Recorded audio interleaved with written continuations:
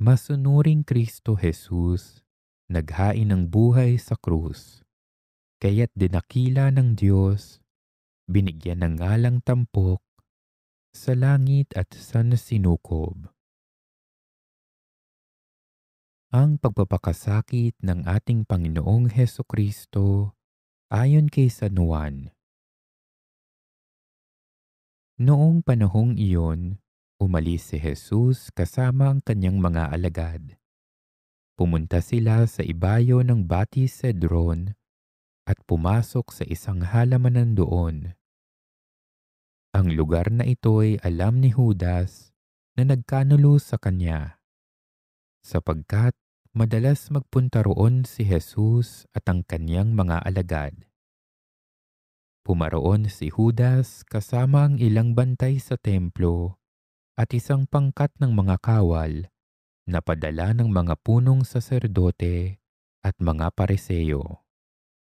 May dala silang mga parol, sulo at sandata. Alam ni Jesus ang lahat ng mangyayari sa kanya, kaya't sila'y sinalubong niya at tinanong, "Sino ang hinahanap ninyo?" "Si Jesus na taga Nazaret," tugon nila. Sinabi niya, "Ako si Jesus." Kaharap nila si Judas na nagkanulo sa kanya. Nang sabihin ni Jesus na siya nga, napaurong sila at nabuwal sa lupa. Muli siyang nagtanong, "Sino nga ba ang hinahanap ninyo?" "Si Jesus na taga Nazaret," sagot nila. "Sinabi ko na sa inyong ako si Jesus. Kung ako ang hinahanap ninyo, hayaan ninyong umalis ang mga taong ito," wika niya. Sinabi niya ito upang matupad ang kanyang salita.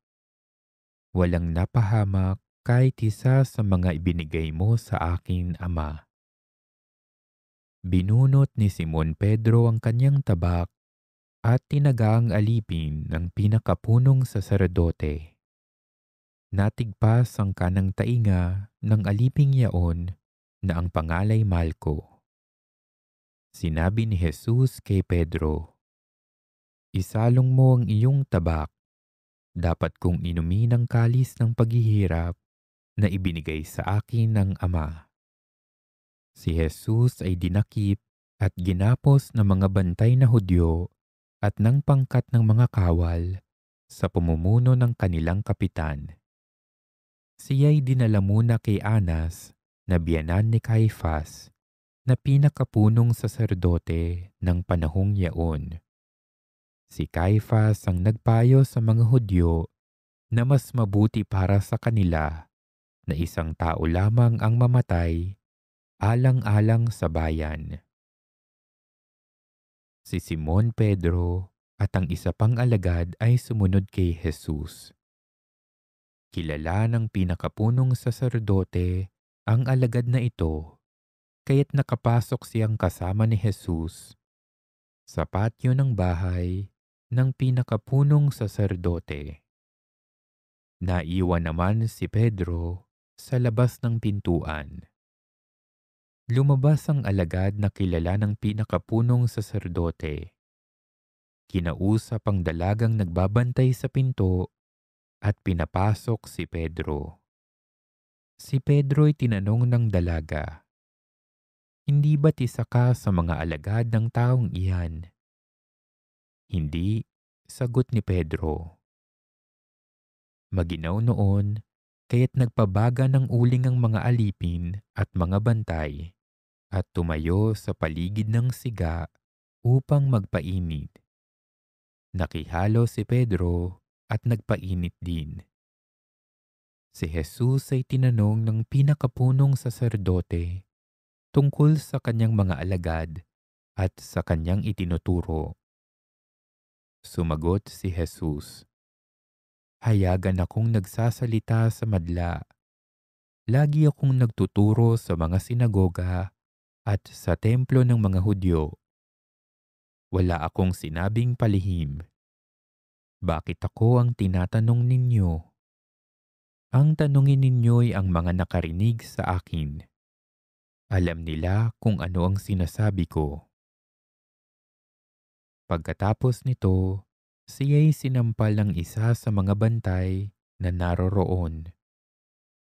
Bakit mo sinasagot ng ganyan ang pinakapunong saserdote? Tanong niya. Sinagot siya ni Jesus. Kung nagsalita ako ng masama, patunayan mo. Ngunit kung mabuti ang sinabi ko, bakit mo ako sinampal? Si Jesus na nagagapos pa noon ay ipinadala ni Anas kay Caifas, ang pinakapunong saserdote. Samantala, naroon pa rin si Simon Pedro at nagpapainit. Siya'y tinanong nila, "Hindi ba't alagad ka rin ng taong iyan?" "Hindi," sagot ni Pedro. Tinanong naman siya ng isa sa mga alipin ng pinakapunong saserdote, kamag-anak ng lalaking tinigpasan niya ng tainga. "Hindi ba ikaw ang nakita kong kasama ni Jesus sa halamanan?" Muling itinatwa ito ni Pedro. Siya namang pagtilaok ng manok. Mula sa bahay ni Caifas, si Jesus ay dinala nila sa palasyo ng gobernador. Umaga na noon, hindi pumasok ang mga Hudyo sa palasyo ng gobernador upang sila'y huwag maituring na di karapat-dapat kumain ng hapunang Pampaskwa. Kaya't sa labas sila tinanggap ni Pilato at tinanong, "Ano ang sakdal ninyo laban sa taong ito?" Sumagot sila, "Kung hindi po siya gumawa ng masama, hindi namin siya dadalhin sa inyo." Sinabi sa kanila ni Pilato, "Dalhin ninyo siya at hatulan ayon sa inyong kautusan." Sumagot ang mga Hudyo, "Wala po kaming kapangyarihang humatol ng kamatayan kanino man." Nangyari ito upang matupad ang sinabi ni Jesus tungkol sa paraan ng kanyang pagkamatay. Si Pilato'y pumasok uli sa palasyo at tinawag si Jesus. "Ikaw ba ang hari ng mga Hudyo?" tanong niya. Sumagot si Jesus, "Iyan ba'y galing sa inyong sariling isipan o may nagsabi sa inyo?" "Ako ba'y Hudyo?" tanong ni Pilato. "Ang mga kababayan mo at ang mga punong saserdote ang nagdala sa iyo rito. Ano ba ang ginawa mo?" Sumagot si Jesus, "Ang kaharian ko'y hindi sa sanlibutan ito. Kung sa sanlibutan ito ang aking kaharian, ipinakipaglaban sana ako ng aking mga tauhan at hindi na ipagkanulo sa mga Hudyo. Ngunit hindi sa sanlibutan ito ang aking kaharian." "Kung gayon, isa kang hari?" sabi ni Pilato. Sumagot si Jesus, "Kayo na ang nagsasabing ako'y hari. Ito ang dahilan kung bakit ako ipinanganak at naparito sa sanlibutan, upang magsalita tungkol sa katotohanan. Nakikinig sa aking tinig ang sino mang nasa katotohanan." "Ano ba ang katotohanan?" tanong ni Pilato. Pagkasabi nito, muling lumabas si Pilato at sinabi sa mga Hudyo, "Wala akong makitang kasalanan sa taong ito. Ngunit ayon sa inyong kaugalian, dapat akong magpalaya ng isang bilanggo kung araw ng Paskwa. Ibig ba ninyong palayain ko ang hari ng mga Hudyo?" "Hindi," sigaw nila. "Huwag siya kundi si Barabas." Si Barabas ay isang tulisan. Kaya't ipinakuha ni Pilato si Jesus at ipinahagupit. Ang mga kawal ay kumuha ng halamang matinig, ginawang korona at ipinutong kay Jesus. At sinuotan siya ng balabal na purpura. Isa't isa'y lumalapit sa kanya at ang wika, "Mabuhay ang hari ng mga Hudyo!" At siya'y pinagsasampal. Lumabas uli si Pilato at sinabi sa kanila, "Ihaharap ko siya sa inyo upang malaman ninyo na wala akong makitang kasalanan niya."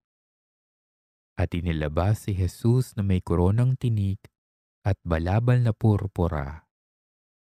Sinabi sa kanila ni Pilato, "Narito ang tao."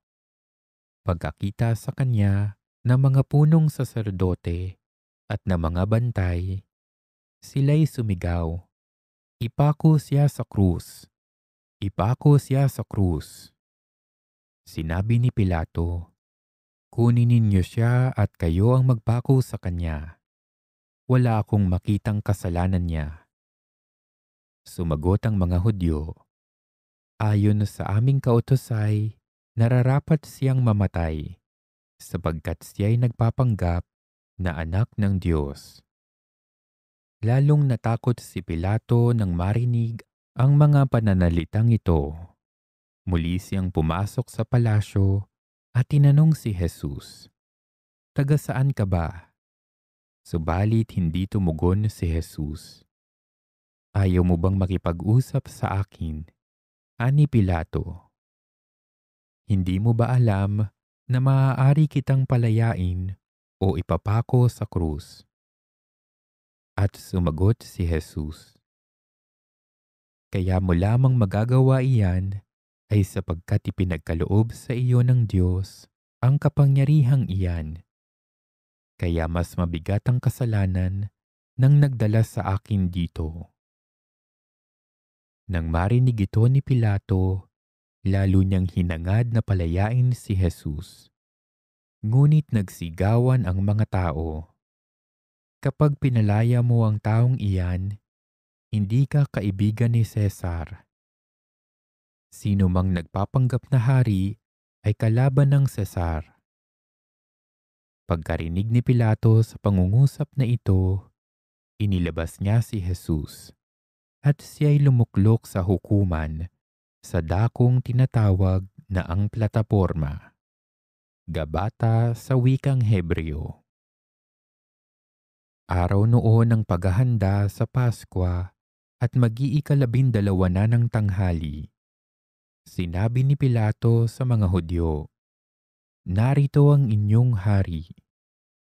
Sumigaw sila, "Patayin siya! Patayin! Ipako sa krus!" "Ipapako ko ba sa krus ang inyong hari?" tanong ni Pilato. Sumagot ang mga punong saserdote, "Wala kaming hari kundi ang Cesar." Kaya't si Jesus ay ibinigay sa kanila ni Pilato upang ipako sa krus. Kinuha nga nila si Jesus at lumabas siya na pasa ng kanyang krus, patungo sa lugar na kung tawagi Dako ng Bungo, Golgota sa wikang Hebreo. Pagdating doon, siya'y ipinako sa krus, kasama ng dalawa pa, isa sa gawing kanan at isa sa kaliwa. Sumulat si Pilato ng ganitong pangungusap at ipinalagay sa krus, "Si Jesus na taga Nazaret, ang hari ng mga Hudyo." Nasusulat ito sa mga wikang Hebreo, Latin at Griego, at marami sa mga Hudyo ang nakabasa nito, sapagkat malapit sa lungsod ang dakong pinagpakuan kay Jesus. Kaya't sinabi ng mga punong saserdote kay Pilato, "Huwag ninyong isulat na hari ng mga Hudyo, kundi sinabi ng taong ito, 'Ako ang hari ng mga Hudyo.'" Sumagot si Pilato, "Ang naisulat ko'y naisulat ko na." Nang maipako na ng mga kawal si Jesus, kinuha nila ang kanyang kasuotan at pinaghati-hatian ng apat. Kinuha rin nito ang kanyang tunika. Ito'y walang tahi at hinabi ng buo mula sa itaas hanggang sa ibaba. Nag-usap-usap ang mga kawal. Huwag nating punitin ito. Magsapalaran na lamang tayo para malaman kung kanino ito mauuwi. Nangyari ito upang matupad ang isinasaad ng kasulatan. Pinaghati-hatian nila ang aking mga kasuotan at ang aking damit ay kanilang pinagsapalaran. Gayon nga ang ginawa ng mga kawal. Nakatayo sa tabi ng krus ni Jesus ang kanyang ina at ang kapatid na babae nitong si Maria, na asawa ni Cleopas. Naroon din si Maria Magdalena. Nang makita ni Jesus ang kanyang ina at ang minamahal niyang alagad sa tabi nito, kanyang sinabi, "Babae, narito ang iyong anak." At sinabi sa alagad, "Narito ang iyong ina." Mula noon, siya ay pinatira ng alagad na ito sa kanyang bahay. Pagkatapos nito, alam ni Jesus na naganap na ang lahat ng bagay. At bilang katuparan ng kasulatan ay sinabi niya, "Nauuhaw ako." May isang mangkok doon na puno ng maasim na alak. Itinubog nila rito ang isang espongha. Ikinabit sa sanga ng isopo at idiniit sa kanyang bibig. Nang masipsip ni Jesus ang alak ay kanyang sinabi, "Naganap na." Iniyukayok niya ang kanyang ulo at nalagot ang kanyang hininga.